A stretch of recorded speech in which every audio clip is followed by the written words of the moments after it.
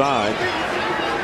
And it'll be against Sean Marion. And that'll be 3 against Sean Marion, who's been brilliant defensively thus far for the Mavericks. And Jason Terry will come in and replace him. So Marion goes out of the game with 3 fouls, having scored 3 points. Jefferson into Ginobili. Dampier has checked in along with Jason Kidd. 7 on the shot clock. Nearly 2.5 to go. Here's Jefferson. And way off the mark was Jefferson. He was just happy to clear the defender when he spun back and finally got that wide open look. A little bit off balance and kind of surprised he was going to be that wide open.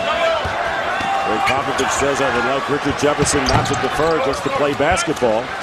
He would got that player this year that thought would be the difference for them.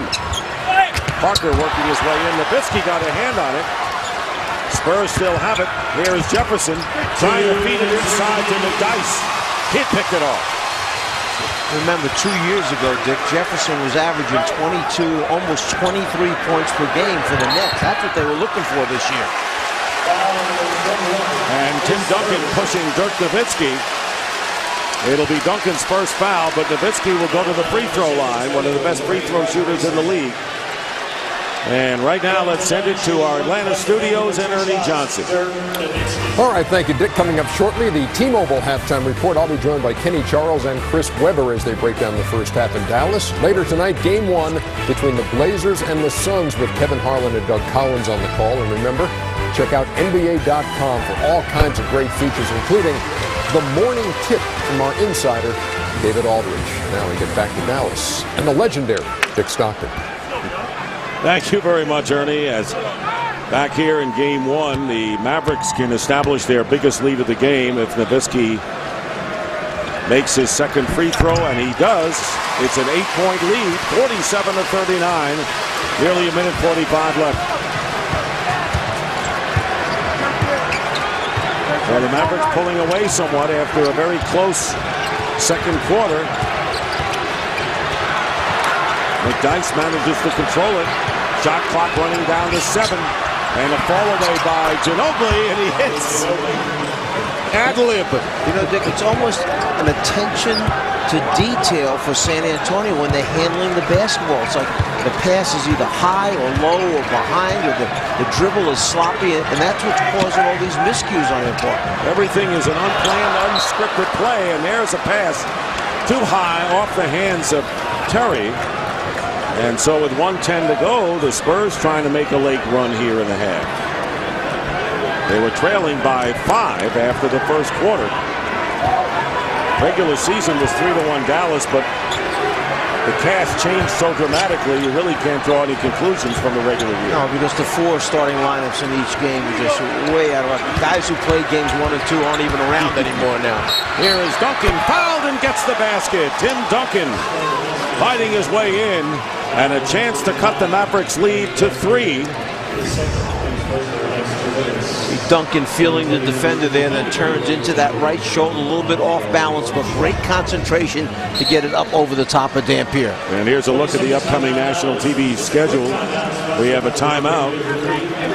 TNT Monday at 8 o'clock Eastern, Game 2s. Chicago at Cleveland and Utah at Denver. NBA TV Tuesday will have a couple of Game 2s at 6:30 Eastern. Milwaukee plays at Atlanta and Portland is at Phoenix.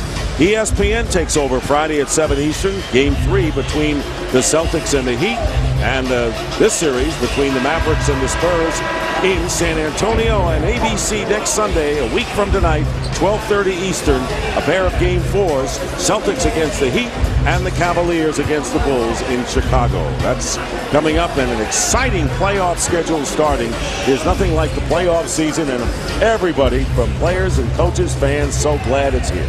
I just have the feeling that you're going to have some really close, hardly fought, sensational series. Even though a couple of teams got off, with game number 1 wins, I'm not sure it's over and done here. You've got to let this play out, because just when you think one team is going to be the dominant team, all of a sudden comes the shocker in Game 2. Didn't Oklahoma City look like they grew up a little bit during the course of the game? Started out with, the deer looking in the headlights, and all of a sudden at the end of the game, they're breathing down their throats 6 points away. A lot of times game ones are feeling each other out to see what teams have to do. Well, Duncan did not make the free throw. Double team on Butler. Here is Kid Nowitzki, hardly looking at the basket and fighting for tips is Dampier, and it's saved by Ginobili and nearly stolen by Kid. Duncan to McDyess with the layup, and all of a sudden the Spurs, who are down by 8, have cut the margin to 2. Isn't that the way you do it? Your all-star power forward leads the fast break in the middle and does a little bounce pass to your starting center. That's how it's supposed to be to finish the break. And now the Mavericks playing for the final shot. Here is Nowitzki. Nothing doing inside, working his way in against Roger Mason. Gets the basket and the foul. What an amazing offensive performance. Half of the shots have been blind or off balance. Remember, there was a rotation here. There's the rotation. Mason comes up much smaller. He moves into him, fades, even though he knows the double team's coming from Tony Parker from behind him on the blind side. Still makes that shot. And here's the scary thing, Dick. I remember this performance. It happened against us when I was coaching in Memphis. Is that right? I'll tell you what, you want to talk about good looks? Nowitzki hasn't had many, and it hasn't mattered. 19 points of 7 of 9 shooting, and that'll do it at halftime. So despite the fact that the Spurs hit 11 of their last 14 from the field, the Mavericks will take a 5-point lead into intermission. And right now, let's take a look at the Corona stats leaders. Ginobili with 15, Duncan with 12, leading the Spurs. Nowitzki has 19, Butler 13, and Brendan Haywood 10. Double-figure scores for the Mavericks. Right now, let's send it over to Marty Snyder. And Caron Butler scored pretty much from everywhere. Jumpers, lay-ins. Was that the best offensive half for you as a Mav? One of them. Just been saving the best for, the best time of the year and the biggest stage to showcase your talent, and that's the playoffs. How did the Spurs get back into it there late in the second? Manu Ginobili, done a great job of getting to the paint, finding Duncan on the road, getting to the foul line, and we got to do a better job protecting the paint. Second half, and we'll be all right. We'll head now to our Atlanta studios to NEJ, Kenny, Charles, and C-Web for our T-Mobile halftime report. The Mavs up by 5 here in Dallas.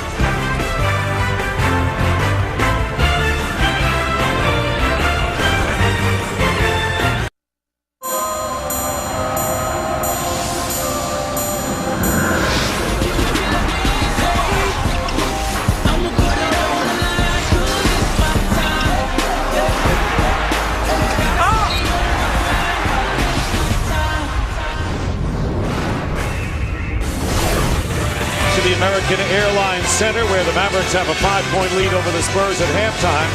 And Dick Stockton with the czar, Mike Fratello, and a couple of things that jump out at you at this game is, of course, the turnovers, unlikely for the Spurs, 11 in the first half, and also an 8-2 edge in second chance points because of the big advantage on the offensive rebounding for the Mavericks. Well, those 11 turnovers have led to 17 points, so obviously critical right there as far as San Antonio is concerned. And then there's a difference of +9 at the foul line.